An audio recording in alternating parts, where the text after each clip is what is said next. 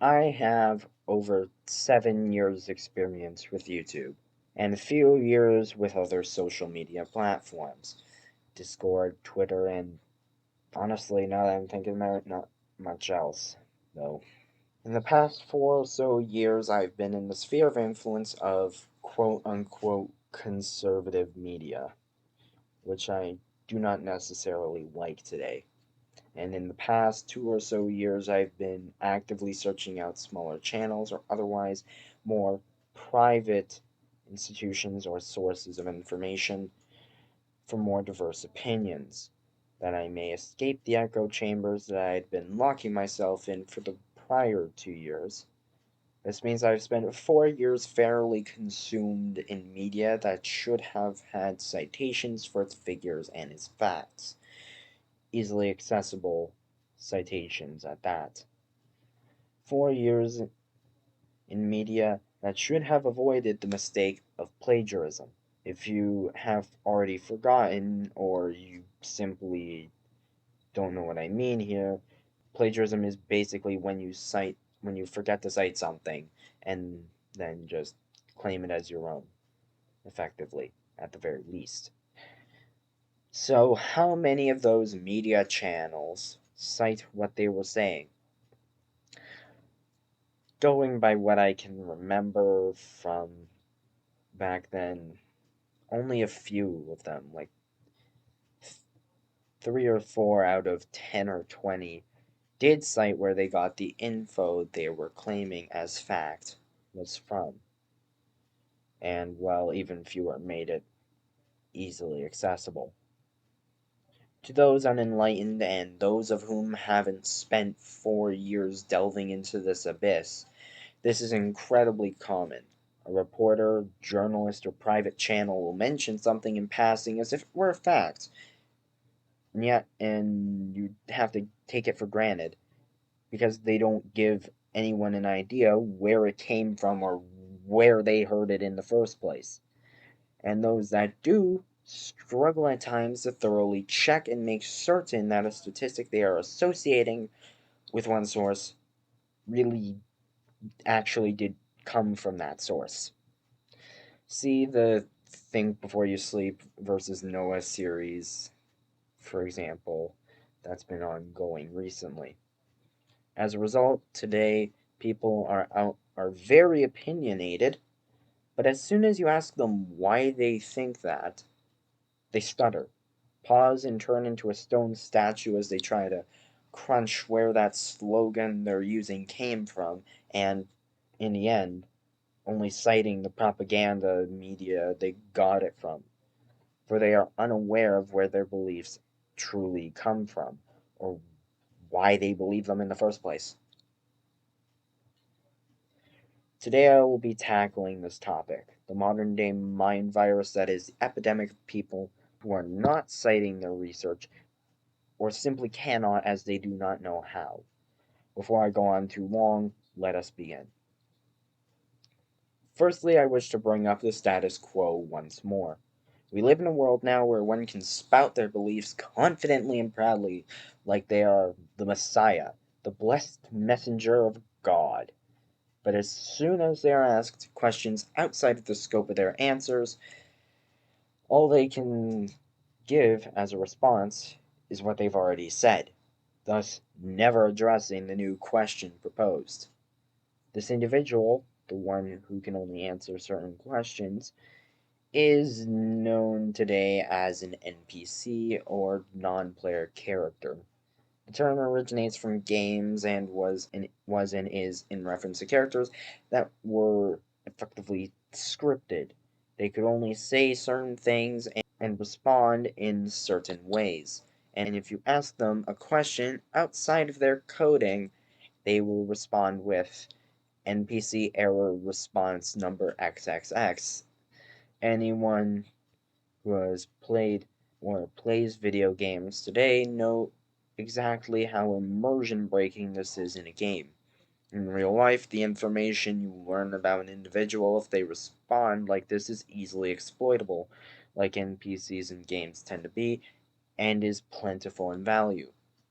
For example, it tells you that they're just spewing back what they heard from somewhere and do not actually know their own arguments.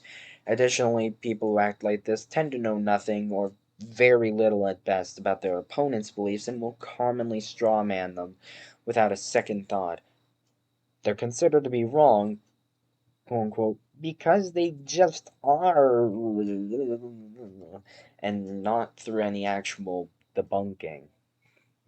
This is a problem that has become a lot more apparent in the past few years, and the lack of source citations in the modern day media would have them shut down for plagiarism on tens of thousands, potentially even hundreds of thousands of counts, if it were held to the standards of a university, college, or hell, even a higher middle school.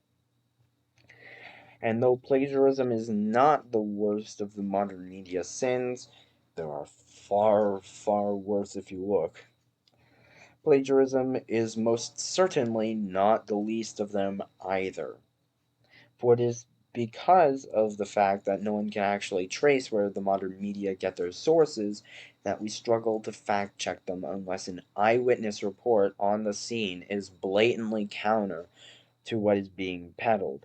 And even then, a good chunk will still trust their source over the eyewitness testimony, though that leads into the partisanship topic, which I shall delve into later.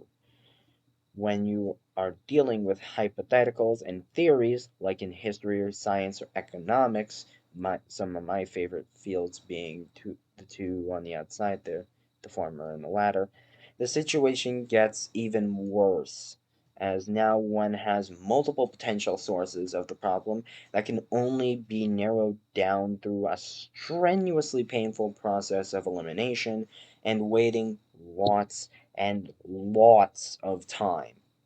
You may never even get an answer at times until many years after the event has occurred, too, which is a generally confounding thing in research, but I'll stop there.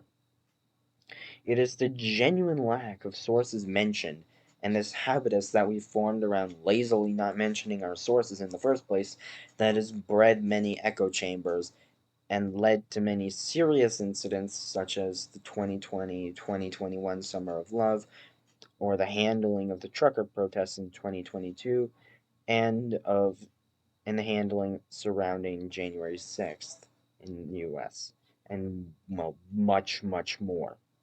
All of which I recommend delving deeper into and coming up with your own opinions on rather than a single media's interpretation of them. With that, I can now get into what I've been waiting to mention the whole video.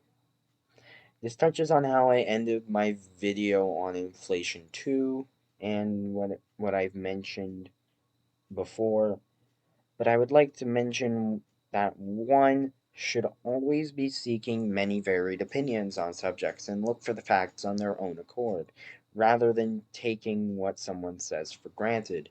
I've committed this sin many times in the past, and I'm currently making an effort to avoid doing so again, or just doing so in the first place. An easy way to get past the general lack of citations and rubbish that many channels produce is to ask the question many have not. I would like to quote one of the channels that inspired me to start this channel here, the Zoomer Economist, a year or so back. Quote, "But is this really the case?" This is a quote I've taken from the channel TikHistory, of whom I highly recommend you check out after I finish my remarks here. Link in the description.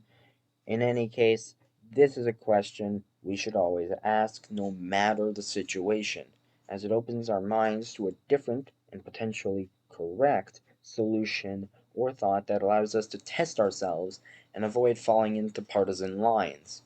I say the following with all honesty, so please hear it out. My channel here should be supplementary and not primary. My interpretations on subjects should be a starting point for you, not the finish line.